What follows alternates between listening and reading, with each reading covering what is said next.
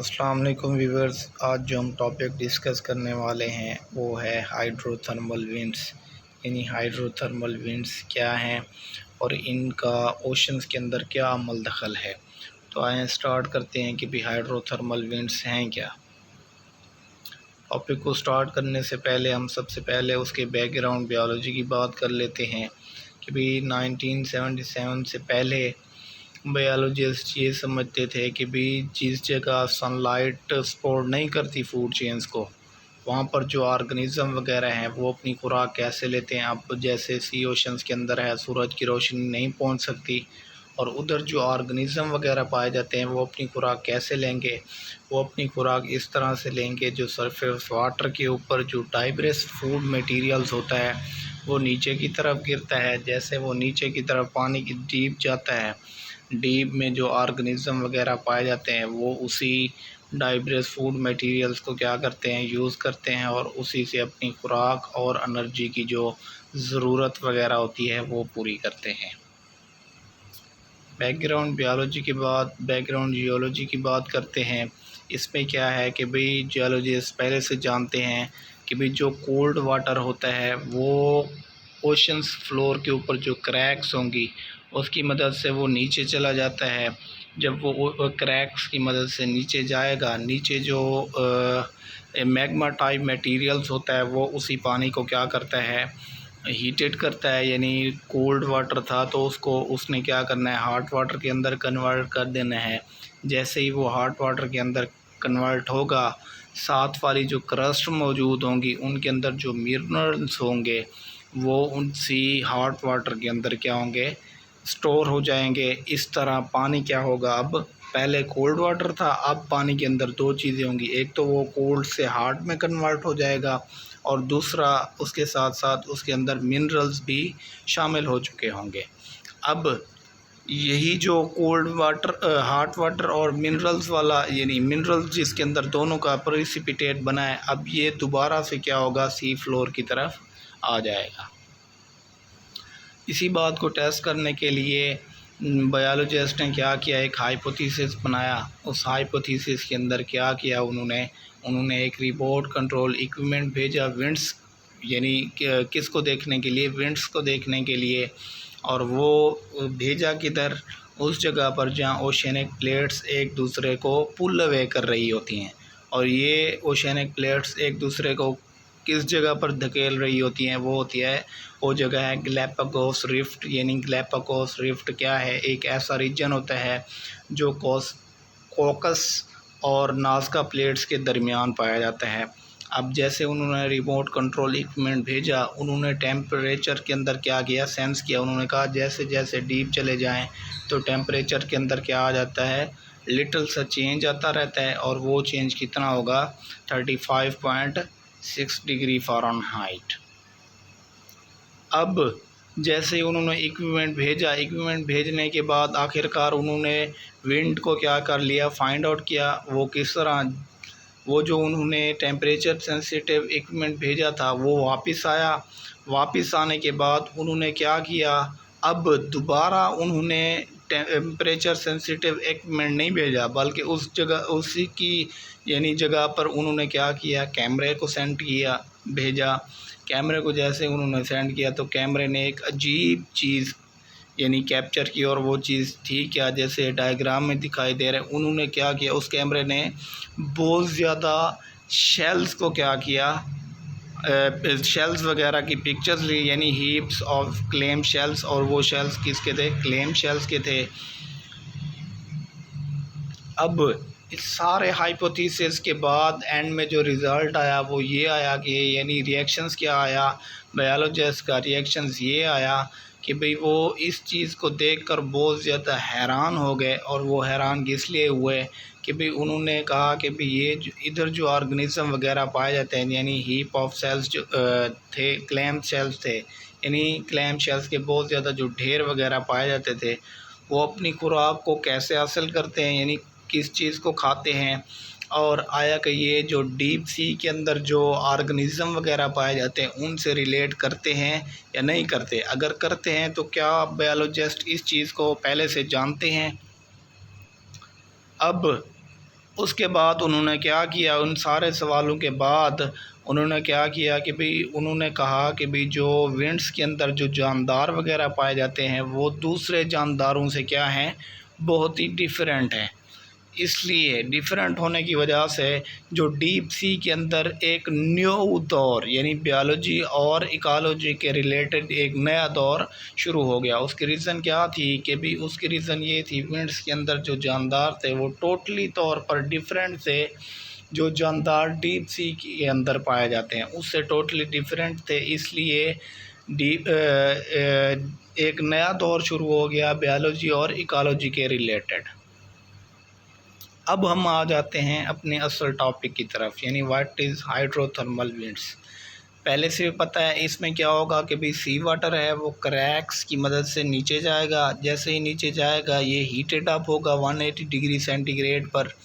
Heated up होने के बाद जैसे ही ये हीट अप होगा, हीट अप होने के बाद जो क्रस्ट हैं उनके अंदर जो मिनरल्स वगैरह होंगे वो इसके अंदर क्या होंगे, शामिल हो जाएंगे। वही मिनरल जब शामिल हो जाएंगे तो इनका एक क्या बन जाएगा, प्रिसिपिटेट बन जाएगा। वो प्रिसिपिटेट क्या होगा, दोबारा उन्हीं क्रैक्स की मदद से वो ओशन फ्लोर पर क्या होगा, शामिल हो जाएगा या ऊपर उसी की सतह पर आ जाएगा। अब वही जो प्रिसिपिटेट बना था यानी हॉट वाटर और मिनरल्स जो थी क्रस्ट के अंदर, उसकी मदद से जो प्रिसिपिटेट बना था उसका जो कलर होगा उसका वो कलर क्या होता है, स्मोकी होता है। और वही उसके अंदर जो मिनरल्स होते हैं यानी हॉट वाटर के अंदर जो मिनरल्स होते हैं वो भी उस वेंट्स के फ्लूइड से क्या होंगे, निकल आते हैं, यानी सेपरेट होते हैं। और वो सेपरेट सेपरेट जब होंगे तो वो एक स्पेशल टाइप की फॉर्मेशन बनाते हैं और उसको क्या कहते हैं, चिमनीज़ वगैरह कहते हैं, या कोई और भी फॉर्मेशन हो सकती है। लेकिन ये फॉर्मेशन होगी किस जगह पर, सी फ्लोर पर होगी। अब without sunlight how does a went food web begin, यानी सूरज की रोशनी नहीं है, सूरज की रोशनी जब नहीं होगी तो फूड वेब या फूड चेन वगैरह किस तरह से शुरू होगी। तो इधर दो तरह की यानी टर्म्स यूज़ की गई हैं। एक तो है फोटोसिंथेसिस और दूसरा है कीमियोसिंथेसिस। फोटोसिंथेसिस के अंदर क्या है, वो जगह जहाँ पर ज़मीन सूरज की रोशनी को रिसीव कर रही है वहाँ पर प्लांट्स मौजूद होंगे। वो प्लांट्स क्या करते हैं, उसी सूरज की रोशनी को ऑब्ज़र्व करेंगे, ऑब्ज़र्व करने के बाद उसी को यूज़ करेंगे। यूज़ करने के बाद जो वाटर और कार्बन डाइऑक्साइड है वो कन्वर्ट हो जाएगा फिर कार्बोहाइड्रेट्स के अंदर। और यही जो कार्बोहाइड्रेट्स हैं वो एनर्जी के सोर्सेज हैं प्लांट्स के लिए भी। और जब इन्हीं प्लांट्स को जिनके अंदर कार्बोहाइड्रेट स्टोर है वो जब ऑर्गेनिज्म खाएंगे तो वही कार्बोहाइड्रेट्स उनके अंदर चले जाएंगे। ये तो था फोटोसिंथेसिस। अब कीमोसिंथेसिस है, यानी जहाँ पर सूरज की रोशनी नहीं पहुँच सकती, जैसे हाइड्रोथर्मल विंड्स है तो वहाँ पर जानदार पाए जाते हैं, तो उन्होंने कैसे खुराक लेनी है। तो उधर कुछ बैक्टीरिया होते हैं, यानी ग्रीन प्लांट्स ले लें या ग्रीन बैक्टीरिया ले लें। उन्होंने क्या करना है, विंड फ्लूइड के अंदर जो हाइड्रोजन सल्फाइड होती है उसी हाइड्रोजन सल्फाइड को उन्होंने ज्वाइन करना है वाटर और कार्बन डाइऑक्साइड के साथ। वही हाइड्रोजन सल्फाइड वाटर और कार्बन डाइऑक्साइड कन्वर्ट हो जाएगी फिर कार्बोहाइड्रेट्स के में। और वही कार्बोहाइड्रेट्स जो होंगे वो ग्रीन बैक्टीरिया भी एनर्जी के तौर पर लेते हैं। और इसके साथ साथ हाइड्रोथर्मल विंड्स के अंदर जो और कम्युनिटीज़ वगैरह पाई जाती हैं वो भी उन्हीं ग्रीन बैक्टीरिया से अपनी खुराक को लेते हैं। अब बात करते हैं कि भी कुछ ऑर्गेनिज़म जो इन विंड्स के साथ पाए जाते हैं उनका क्या होता है। कुछ जो जानदार वगैरह जो इन्हीं विंड्स के साथ वाले एरिया में पाए जाते हैं वो इस हॉट वाटर को और केमिकल्स को बर्दाश्त नहीं कर सकते। विंड्स के अंदर जो ऑर्गेनिज़म वगैरह होते हैं वो यूनिक टाइप के होते हैं, जस्ट वही क्या कर सकते हैं, वही इस टेम्परेचर को भी और टेम्परेचर के साथ साथ केमिकल्स को भी क्या करते हैं, बेयर कर सकते हैं, यानी टॉलरेट कर सकते हैं, बर्दाश्त कर सकते हैं। और उसी विंड्स के अंदर क्या है, जो ऑर्गेनिज़म पैदा होते हैं या ऑर्गेनिज़म जो पाए जाते हैं वो या तो मोर फेमिलर होते हैं, मोर फेमिलर के साथ साथ या दूसरे टाइप के यानी फ्लफ़ी बॉल लाइक भी हो सकते हैं, जैसे ये डायग्राम के अंदर दिखाए गए हैं। अब यानी हमने बात की कि भाई उनके अंदर क्या होंगे, या तो जानदार होंगे, मोर फेमिलर होंगे, या क्या होंगे कि भाई फ्लफ़ी बाल लाइक होते हैं। इधर कुछ एग्जांपल्स वगैरह दी गई हैं कि भाई जैसे ग्रेजिंग वेंट एनिमल्स हैं, जैसे स्नेल्स हो गए, क्रैब्स हो गए, लाइमपिट्स हो गए। ये क्या होते हैं, ग्रेजिंग इसलिए इनको कहा जाता है क्योंकि इन्होंने क्या करना है, बैक्टीरिया को ग्रेज करना है और उन्हीं से अपनी खुराक को लेना है। उसके बाद आ जाते हैं सस्पेंशन फीडर्स। फीडर्स के अंदर मोसल्स हैं, फीडर डस्टर वर्म्स हैं, और ये क्या करते हैं, इसलिए इनको सस्पेंशन फीडर कहा जाता है क्योंकि इन्होंने वाटर के ऊपर जो फूड होती है, वाटर के अंदर जो फूड होती है उसको रिमूव करना है और उसी को खा के अपनी खुराक को पूरा करना है और एनर्जी वगैरह लेनी है। इसके बाद वेंट्स के अंदर और भी जानदार पाए जाते हैं, और वो जानदार क्या होंगे, प्रीडेटर होंगे। जैसे एनीमून है, उसने क्या करना है, प्रे को कैप्चर करना है अपने टेंटिकल्स की मदद से। कैप्चर करने के बाद उसको किल करना है, किल करने के बाद उसी को एनर्जी के तौर पर इस्तेमाल करना है।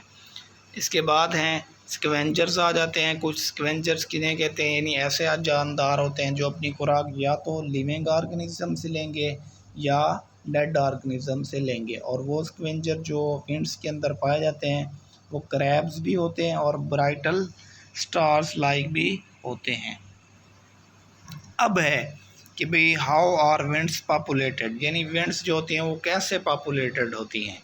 ये जो वेंट्स होते हैं, चूँकि हमें पता है डीप होती हैं और एक दूसरे से बहुत बहुत दूर होती हैं, तो जो पहले से वेंट्स हैं वो एग्ज़िस्ट जो करेंगी वो या तो फ्यू डिकेड्स के लिए एग्ज़िस्ट करती हैं या सालों के लिए भी एग्ज़िस्ट कर सकती हैं। लेकिन जो न्यू वेंट्स हैं वो क्या होंगी, वो क्विकली से पॉपुलेटेड होती हैं। और इन वेंट्स के अंदर जो बैक्टीरिया वगैरह पाए जाते हैं वो दो जगहों पर होंगे मेनली। एक तो ओशन वाटर के अंदर, दूसरा उन्हीं ओशन वाटर के अंदर जो रैक्स हैं, रॉक्स, उनके अंदर जो पोर्स वगैरह होते हैं उनके अंदर भी पाए जाते हैं बैक्टीरिया, लेकिन होंगे ये बहुत ही लो नंबर में। अब वो कहता है जैसे ही विंड क्या होगी, पॉप अप होगी, यानी अपेयर होगी या सडनली अपेयर होगी, तब बैक्टीरिया क्या करेंगे, बैक्टीरिया की जो पॉपुलेशन है वो नशोनुमा पाएगी और वो जो हॉट वाटर है वो स्ट्रीमिंग आउट होगा किससे, विंड से, और वो दूर 200 मीटर्स की बुलंदी पर जाएगा सी फ्लोर से। उसके रीज़न क्या है, उसकी दो रीज़न्स हैं। एक रीज़न ये है कि भाई वो वाटर क्या होगा, लेस डेंस होता है बानिस्बत कोल्ड वाटर के, एक, और दूसरा ये होता है कि भाई उनके अंदर लार्वा पाया जाता है, लार्वा लेते हैं वो नियर बाई करंट्स से। यानी इस दो रीज़न की वजह से वो जो वाटर होता है, हॉट वाटर होता है, जो विंड से निकलता है वो 200 मीटर्स की बुलंदी पर जाता है। अब ट्यूब वर्म्स हैं और जॉइंट वाइट क्लैम्स हैं, यानी ये दो जानदार भी पाए जाते हैं विंड्स के अंदर। अब ये दोनों जानदार क्या होते हैं, इनकी एक ख़ास बात ये है कि इनके अंदर डाइजेस्टिव ट्रैक्ट नहीं है। जब डाइजेस्टिव ट्रैक्ट नहीं है तो इसका कोई भी सोर्स या कोई भी तरीका नहीं है कि भाई खुद को ये खा सकें। तो ये क्या करते हैं, ये दोनों क्या करेंगे, ये दोनों सिम्बियोटिक या सिम्बियोसिस बनाते हैं। सिम्बियोसिस बनाने के बाद ये क्या करेंगे, हाइड्रोजन सल्फाइड और ऑक्सीजन को एक अपनी बॉडी के ऊपर बैक्टीरिया के साथ एक स्पेशल एरिया होता है इनकी बॉडी के ऊपर, उसी पर ये हाइड्रोजन सल्फाइड और ऑक्सीजन को ट्रांसफ़र करते हैं। जब ट्रांसफ़र करेंगे तो उसी बॉडी पार्ट पर क्या होगा, एक प्रोसेस स्टार्ट हो जाएगा जिसको कीमियोसिंथेसिस कहते हैं। वो कीमियोसिंथेसिस से फिर हाइड्रोजन सल्फाइड और ऑक्सीजन जो है वो कार्बोहाइड्रेट्स में तब्दील हो जाएगी। वही कार्बोहाइड्रेट्स जो है वो फ्यूल्स के तौर पर ये ख़ुद भी इस्तेमाल करेंगे और लार्जर होस्ट भी। अब कि भाई विंड्स हैं किधर और इनकी तादाद कितनी है, कोई भी नहीं जानता कि भाई विंड्स किधर पाई जाती हैं और इनकी तादाद कितनी है। लेकिन ये हर कोई जानता है कि भाई विंड्स जो होती हैं वो कंसिस्टली फॉर्म भी होती रहती हैं और डिस्ट्रॉय भी होती रहती हैं। इसके अलावा जो डीप सी फ्लोर है उसके बहुत से पार्ट्स ऐसे हैं जो हमने अपनी आम आँख से नहीं देखे, यानी ह्यूमन आई से नहीं देखे। और वो कौन सी जगह हैं जो अभी तक इंसान ने सी फ्लोर्स के अंदर नहीं देखी, वो इस मैप पे दिखाई दी गई हैं। और वो मोस्टली जो जगह हैं वो क्या कौन सी जगह हैं, वो टेक्टोनिक प्लेट्स की बाउंड्री पर पाई जाती हैं, जैसे यानी ह्यूमन आई ने जो अभी तक नहीं दिखी। That's it about my topic. I hope कि भी आपको समझ आया होगा। Thank you very much.